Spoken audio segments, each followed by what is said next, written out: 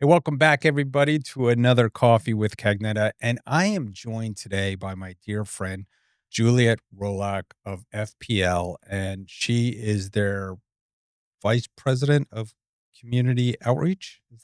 Did I get that right? No, government? Pretty close. Pretty close. External affairs External affairs. and corporate Okay. philanthropy. And we were talking a little bit before. And first of all, welcome, Thank Juliette. And today should be tea with Cagnetta because Juliette and I both love tea. I love tea, and little known thing, and so coffee with Cagnetta. And so we've known each other for a long time. You've been in the community for a long time. So let's start there. You came to this country when you were a young girl, right? Yeah.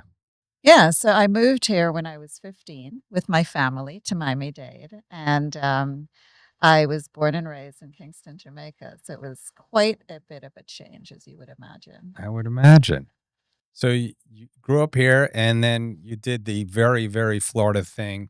Graduated from high school and became a Gator. I sure did. Had that gator suit on immediately. So congratulations, by the way. We're just rolling through March Madness, and the Gators are doing well. Extremely well.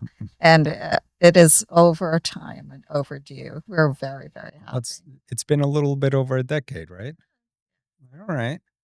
So tell me, you get out of college, and was FPL your first job? No, in fact, FPL was my fifth job. Wow. Fifth job. So I don't know that you know this, Andy, but I actually went to law school, Oh, and so I'm a lawyer and started practicing I with did a not know firm. that. Yes, Did not yes, know yes. that. Okay. And so I worked with a law firm for the first 3 years of my practice, and then moved into corporate law Mhm. right after that. Yeah, Did you go to Florida for your law degree as well? I am a double gator. You are a double Gator. Those are the best kind, I guess, down here in Florida. So, so you practice law? What kind of law? So I generically, but I was really pursuing criminal justice. That's Right. what my intent was when I went into law school. But that changed a lot during in law school. I saw a lot of other opportunities and ended up doing tort and commercial litigation. Okay. So, how did you stumble into FPL? I stumbled because a former colleague of mine who was I worked with in the law department at Cigna moved over to FPL. Hmm. And Cigna, in fact, decided that it was going to close all their internal in-house counsel firms throughout the country. Hmm. And so I had the opportunity to go elsewhere. And having heard about FPL being a particularly stellar law department and general counsel's office, I applied there, and that's where I ended up. Okay. So, how did your career morph at FPL? Because you're not particularly practicing law there anymore. No, no. But I would have to say from the very beginning, there has been nothing standard about my employment at FPL. Hmm. So this is my 25th year with Wow. FPL. Congratulations. But when I was hired, I was 5 months pregnant, Hmm. and I was very much showing. And they had the guts and temperament to hire me at that time, knowing full well that I would be leaving on maternity leave fairly Right. shortly, which said a lot to me about the individual, the general counsel who hired me, but also about the company, right? And they have been extremely supportive of both the work that I do and, the my goals and objectives, my personal goals and objectives. Right. So when I started in the law department, I became very involved in uh, lots of boards, and I had been for some time. But it was because of my board work and activity in the community that it was identified that perhaps this particular role would be one that is well suited for me. And, after thinking about it for some time, I thought it does make full sense because and I come full circle because I have, since the very beginning of my career, always done work in the community and, professional board work. And you've been on numerous boards. I mean, I could name a few. The Alliance, you're the current chair of the Alliance? No, but Or I you previously chaired previous was one. the chair. You were obviously was the chair of the workshop for a Yes. few years. You were the chair of the, United not Community Community Foundation. Foundation, and there was one other I saw as well, but I The forget. Greater Fort Lauderdale Great, Chamber of that Commerce. was the chamber, right? So that's where I started my philanthropy career as well. Is that right? Yes. So out of it's I mean you've risen to leadership in all of those organizations. Um, and we love to give advice to younger people. I won't say that we're not young. We're more experienced than some of the people who are listening. What advice would you give them in their path and to get involved and wind up in leadership positions? I would first say that they should always take something on that they're going to fully commit to. Mm, So don't just do it to, have a board on your resume. Do it because you have an interest in making a difference right. and just go full in. I find that when you really show that you're willing to do the work and when you step up when needed, that those are the times that your colleagues on the board and the leadership of the board recognize that perhaps this is, that you have the type of leadership and personality and dedication to the board's success or the organization's success that they will kind of stand behind you Mm. and beckon you to lead. Speaking of standing behind you, I think the workshop, and I'm going to say great things about the workshop. I think the workshop is an amazing place. I don't think the organization is what it used to be, and I think it's gone through a lot of changes, including we we used to be known, and I say we because we're still both there. We used to be known as the Good Old Boys Club, and I thank God it's not that way anymore. But I think you had a hand in that. What was it like kind of stepping into that role of something that was so known for being a good old boys club and, you know Yeah, being an y organization that I right, was not. right, Uh, right. so, when I first came onto the workshop, that definitely was the reputation the Yeah, sure. workshop had.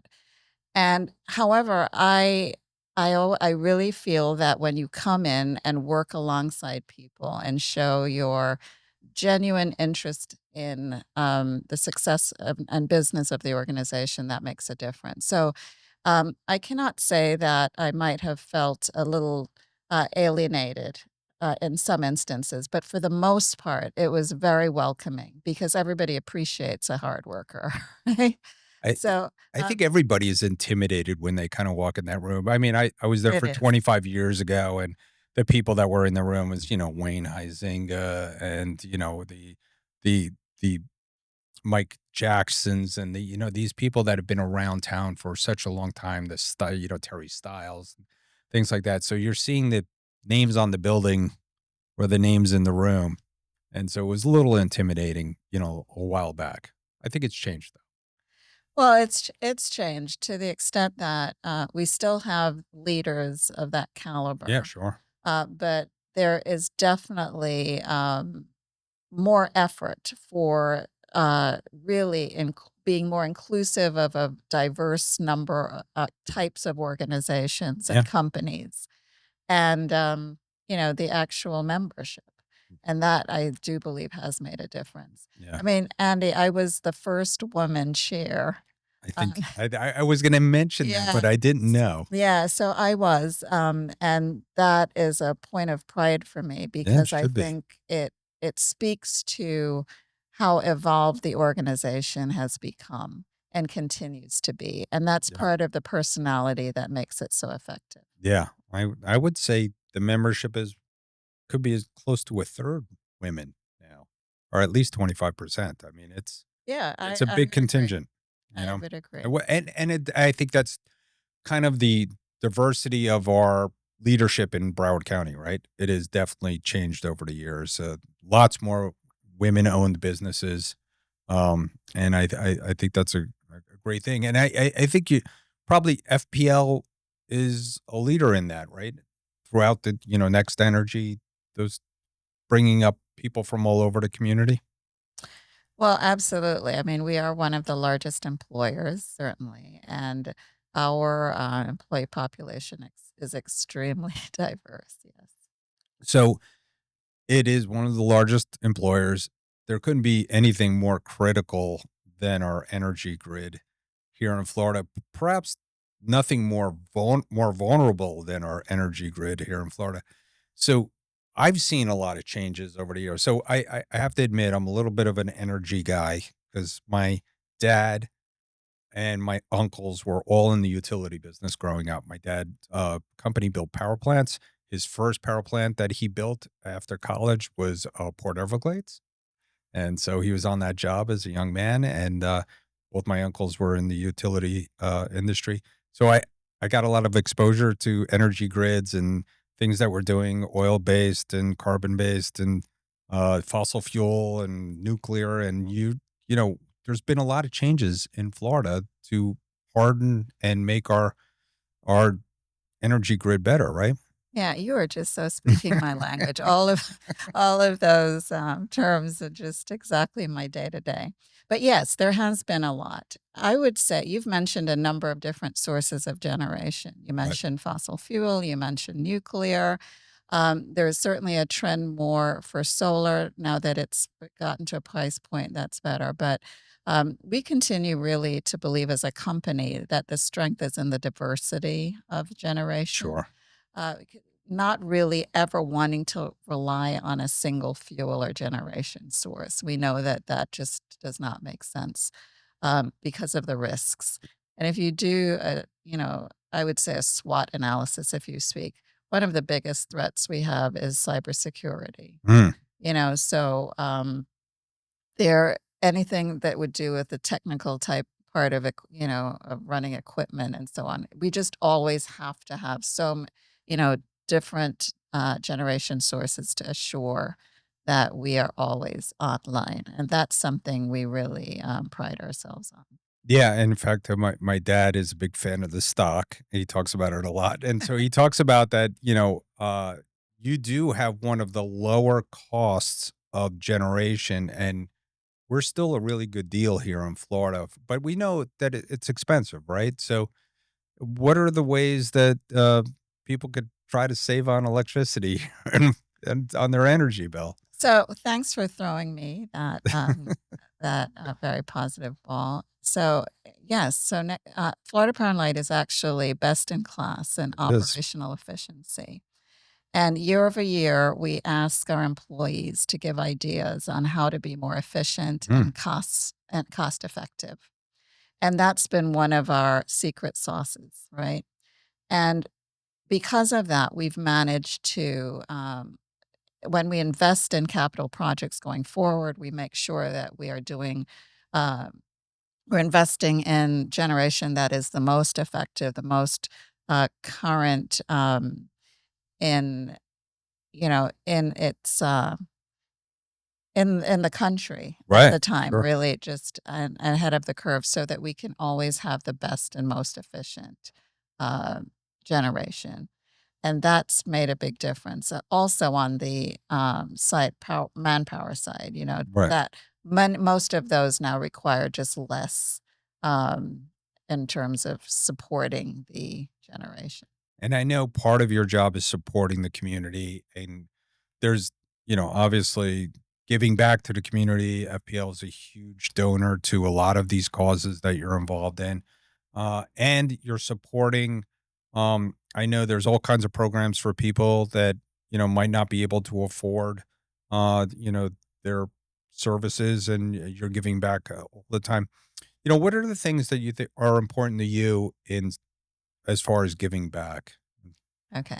So thank you for that. That is really what I do day to day. But before answering that question, I didn't completely answer your prior one. And that was, how can we look at saving cost? Right. So I shared how about FPL does its Right. part in saving our customers' costs. But from the customer standpoint, there's so many different sources.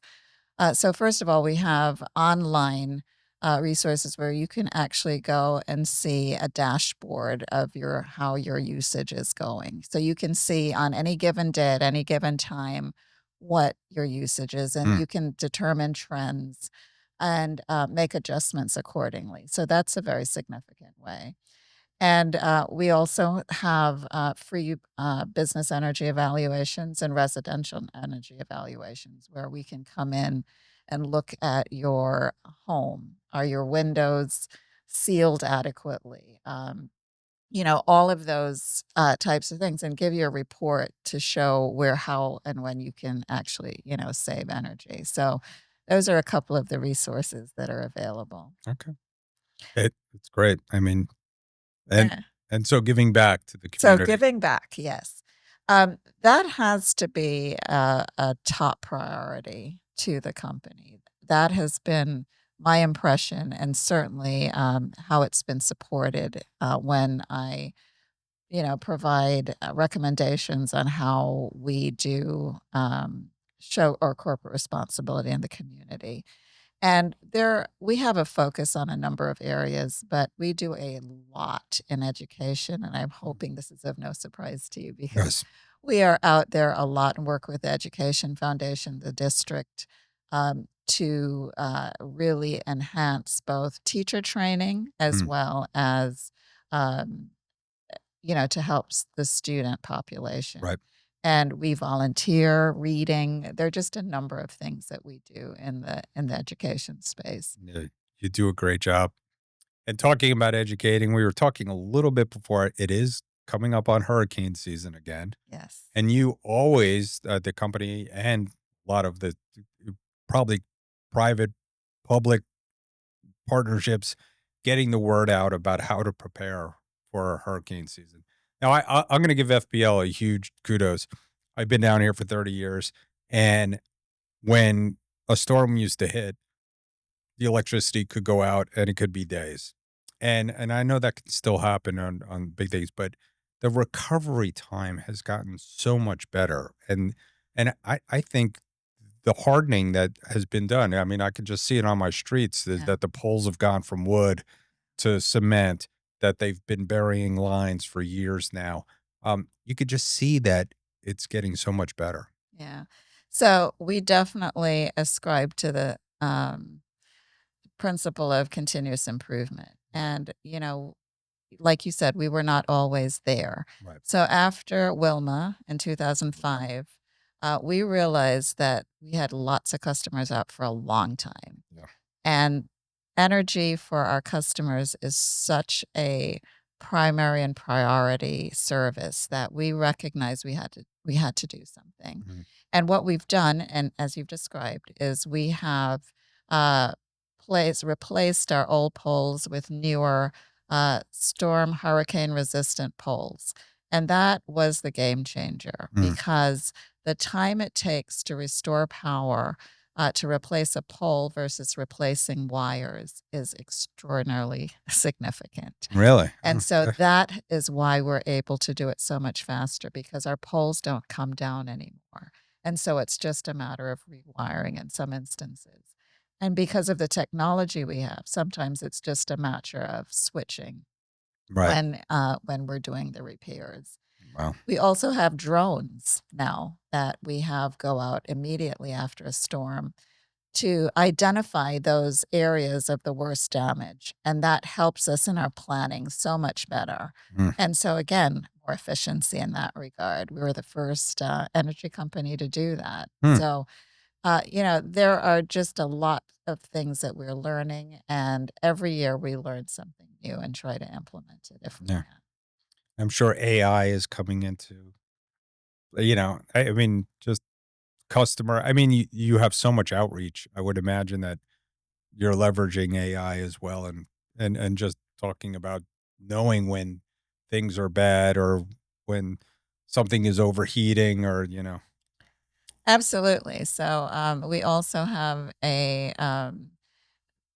fleet diagnostic center. It's Mm, the only one of its kind in the country, and we're able to monitor all our generation fleet. And that we do see those hiccups, and we're able to do things proactively mm. to prevent some of these outages, which is why our reliability also continues to increase. Okay. So you're right on time. We have to use the technology that's available to us and think about every day how we can, use it for our customers' benefit. So, we often then get to the point of the interview. You've been down here for a long time. You grew up down here, and we all enjoy living down here. I think that's why we live down here, and that's why we care so much about our community. We talk about it at the workshop all the time that we live, work, and play down here. So, what are some of your favorite things about South Florida? What do you love to do? Well, I love the weather. I love going out beachside. Um, I really prefer more casual. That's kind of how I let my hair down. Right, So I enjoy um, the weather as we all do. right. And Olive and Sea, I don't know if you've been there, but it's a wonderful restaurant that is adjacent to the Marriott on Fort Lauderdale Beach. And Oh, really? when you sit on the patio, you're right in front of the 17th Street Bridge Causeway. And Mhm. it's just a great view and vista. And the Mediterranean food there is really I good. haven't tried that You place must. yet. All right. And but did they have you been to the new Pier 66 yet? I have not, but it's all the rave. I know. I feel like I'm behind I on that. I've been to the restaurant downstairs, the more casual Mediterranean. That's what made me think about it. And it is a spectacular view. Just talk they just did a fantastic job. And I've had Tim Petrillo here in this chair talking about some of the great places. We are very fortunate with all the beautiful restaurants that they've been building and maintaining down here. So Yeah. we're lucky. And Pompano Beach is blowing up. They're I mean, it's they have a lot going on. And again, really take advantage of the outdoors and the beach on their and side too. there's a lot of infrastructure, a lot of electricity that needs to be wired, and so there's lots of things going on. So, if I don't know what you're going to do in your next career, but if you were ever to own a business down here in Florida, because this is trans world, we should talk about that a little bit. But have you ever thought about owning your own business? I have. I would say that I probably would do this in fashion consulting. There you go. Yeah. So, and it, to people who are listening, you can't see, but Juliet is always very smartly dressed and very professional, and so I'm not surprised by that answer. So you're always ready to lead, and I really appreciate that. You're always stepping up for all these organizations in Florida, and South Florida. Do you travel the state? Do you do other areas as well? Yes, I do. So my territory is actually Broward in Southwest Florida. So I'm Mm, on the West Coast quite a bit. And then when I wear my corporate philanthropy hat, the Next Door Energy Foundation, I do travel all throughout the state and yeah, sometimes outside into the outside the state. state as Yeah. well. I know next era is a big company, and they have a wide reach. So I want to thank you for coming in today. I really appreciate it. Is it anything else that you'd like me to cover about South Florida, or what's the next event that you're promoting? Anything? Mayor's Gala? Yeah, in What's fact, next? well, I will be at the Mayor's Gala by certainly. I have such a full I know. calendar, I and can imagine. I know I'm going. Broad Health Ball is That is something coming up. that's coming up. The American Heart Association. Those are my two closest events coming up. All right. Well, I will see you at least one of those. I'm sure I think going to the Broward Heart Ball. So Yeah. I will see you there, and of course at the Mayor's Gala. And again, Juliette, thank you so much for everything you do for us. It was really great being here, and thanks for the tea. Thank you. All right, everybody. Thanks for joining me today on Tea with Cagnetta with Juliette Roulhac. Thank you so much for coming in today, Juliette. Another great episode. Join us next time on Coffee with Cagnetta. Talk to you soon.